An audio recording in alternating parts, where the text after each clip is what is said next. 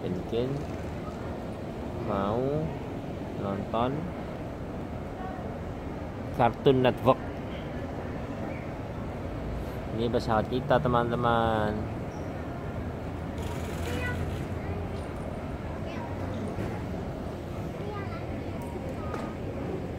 Hong Kong Airport.